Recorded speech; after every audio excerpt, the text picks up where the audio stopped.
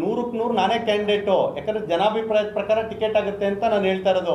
ಜನಾಭಿಪ್ರಾಯ ನನ್ನ ವಿರುದ್ಧವಾಗಿದ್ದರೆ ಖಂಡಿತವಾಗ್ಲೂ ನಾನು ಬಿಟ್ಕೊಡ್ಬೇಕಾಗತ್ತೆ. ಸರ್ವೆ ನಡೆಯುತ್ತೆ, ಸರ್ವೇಲಿ ಏನಾಗುತ್ತೆ ಅನ್ನೋದನ್ನ ನೋಡಬೇಕಲ್ಲ. ಹಿಂದೆ ಚನ್ನಪಟ್ಟಣ ಹಾಸನ ಯಾವ ರೀತಿಯಾಗಿ ಗೆದ್ದಿತ್ತು ಅನ್ನೋದು ಗೊತ್ತಿರೋಂಥ ವಿಚಾರನೇ.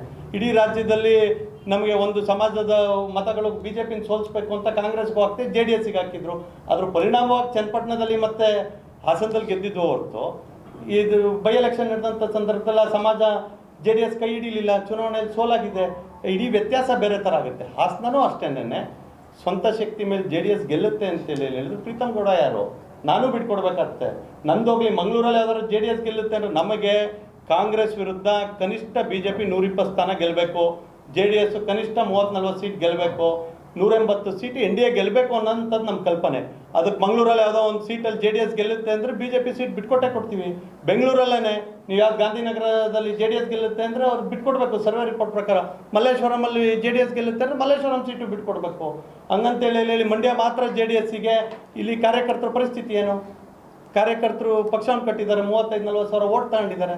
ಹಾಗಾಗಿ ಮಾನದಂಡ ಒಂದೇ, ಗೆಲುವು. ಆ ಗೆಲುವು ಯಾರಿಗೆ ಬರುತ್ತೆ ಅನ್ನೋದು ಸರ್ವೆ ರಿಪೋರ್ಟ್ ಬರುತ್ತೆ, ಅದ್ರ ಪ್ರಕಾರ ಆಗುತ್ತೆ. ಅದು ಪ್ರೀತಮ್ಮು ಹೊರತಾಗಿಲ್ಲ, ನಾರಾಯಣಗೌಡರು ಹೊರತಾಗಿಲ್ಲ, ಯಾರೂ ಕೂಡ ಸ್ಟೇಟ್ಮೆಂಟ್ ಕೊಡೋದು ಹೊಳತಲ್ಲ. ಯಾಕಂದರೆ ನಮ್ಮ ಕಾರ್ಯಕರ್ತರು ನಾನು ಅಬ್ಸರ್ವ್ ಮಾಡಿದ್ದೀನಿ ಇಲ್ಲಿ ಬಂದಂಥ ಸಂದರ್ಭದಲ್ಲಿ. ಭಾರತೀಯ ಜನತಾ ಪಾರ್ಟಿಯ ಕಾರ್ಯಕರ್ತರನ್ನು ಕುಗ್ಗಿಸುವಂಥ ಯಾವುದೇ ವಿಚಾರಗಳನ್ನು ನಮ್ಮ ಮೈತ್ರಿ ಪಕ್ಷನೂ ಕೂಡ ಮಾಡಬಾರ್ದು, ನಾವು ಮಾಡಬಾರ್ದು. ಇದನ್ನು ನಾವು ಬೇರೆ ಬೇರೆ ವೇದಿಕೆಯಲ್ಲಿ ನಾನು ಮಾತಾಡ್ತೀನಿ, ಅದನ್ನು ಮಾಧ್ಯಮದ ಮುಂದೆ ಮಾತನಾಡೋಕ್ಕಾಗೋದಿಲ್ಲ. ಆ ರೀತಿಯಾಗಿ ಮಾಡ್ತೀವಿ. ಅದ್ರ ಒಂದಂತೂ ಇರಲಿ, without B J P N D A Alliance ಮಂಡ್ಯದಲ್ಲಿ ಗೆಲುವು ಕಾಣೋದಕ್ಕೆ ಸಾಧ್ಯ ಆಗೋದಿಲ್ಲ ಅನ್ನೋದು ಅವ್ರಿಗೂ ಗೊತ್ತಿದೆ, ನಮಗೂ ಗೊತ್ತಿದೆ. ಹಂಗಾಗಿ ಒಟ್ಟಿಗೆ ಹೋಗೋದಕ್ಕೆ ಏನು ಮಾಡಬೇಕು ಅನ್ನೋದು ರಾಜ್ಯದ ನಾಯಕರುಗಳ ಗಮನಕ್ಕೆ ತರ್ತೀವಿ. ನಮಗೆ ಎನ್ ಡಿ ಎ ಅಲಯನ್ಸ್ ಭಾಳ ಮುಖ್ಯ ಇದೆ. ನಾವು ಎನ್ ಡಿ ಎ ಅಲಯನ್ಸ್ ಅವ್ರದ್ದು ಏನು ಸೂಚನೆಗಳಿದೆ ಅದ್ರ ಒಳಗೊಂಡಂತೆ ನಮ್ಮ ಕಾರ್ಯಕರ್ತರಿಗೂ ಅನ್ಯಾಯ ಆಗದಿರೋ ರೀತಿಯಲ್ಲಿ ಏನು ಮಾಡಬೇಕು ಅನ್ನೋದನ್ನು ನಾವು ಮಾಡ್ಕೊಂಡು ಹೋಗ್ತೀವಿ.